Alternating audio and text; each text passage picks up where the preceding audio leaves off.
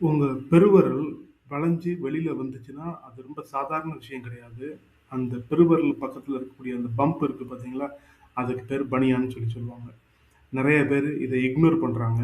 காரணம் என்னன்னா, "வலி தான் இல்லையே" அப்படின்றதுனால. பட் கொஞ்சம் கொஞ்சமா அந்த பெருவிரல் வந்து அது வளைஞ்சுக்கிட்டே இருக்கும். அதுக்கப்புறம் தான் ஷூ போடுறதுல ப்ராப்ளம், நடக்கிறதுல ப்ராப்ளம், கால்ல ஆணி ஃபார்மேஷன், ஈவன் வந்துட்டு முட்டுல வந்து உங்களுக்கு ஒரு கால் மூட்டுல ஒரு இம்பேலன்ஸ் ஃபீல் பண்ணுவாங்க. ரிசர்ச் என்ன சொல்லுது அப்டின்னா, பனியான்ஸ் அப்படிங்கிறது வந்துட்டு கொஞ்சம் கொஞ்சமா வொர்சன் ஆகி அதனுடைய நடைய பாதிக்குது அப்படின்னு சொல்றாங்க.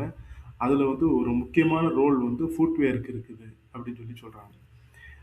இது வந்து யாருக்கு ரொம்ப காமனா வரும் அப்டின்னா, பெண்களுக்கு வருது. அப்புறம் வந்துட்டு ரொம்ப நேரோ ஃபுட்வேர். ரொம்ப குறுகலான ஒரு ஃபுட்வேர் யூஸ் பண்றவங்களுக்கு. அடுத்து 3வது வந்துட்டு ஹை ஆர்ச் இருக்கிறவங்களுக்கும் வரும். ஃப்ளாட் ஃபுட் இருக்கிறவங்களுக்கும் வரும். இத அர்லியா எவ்வளோ சீக்கிரத்தில நம்ம ஐடென்டிஃபை பண்றோமோ, அது அந்த அளவுக்கு ஈஸி மேனேஜ் பண்றது.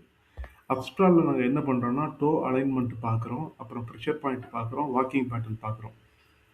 இப்ப இருக்கக்கூடிய இந்த சின்ன ஸ்மால் பம்ப் எதிர்காலத்துல பெரிய பிரச்சனையாகலாம். அதனால இந்த பெயின் அதிகமாகுற அளவுக்கு வெயிட் பண்ணாதீங்க. நீங்க அப்ஸ்ட்ராலுக்கு விசிட் பண்ணுங்க. உங்க பனியான அசஸ் பண்ணிக்கோங்க.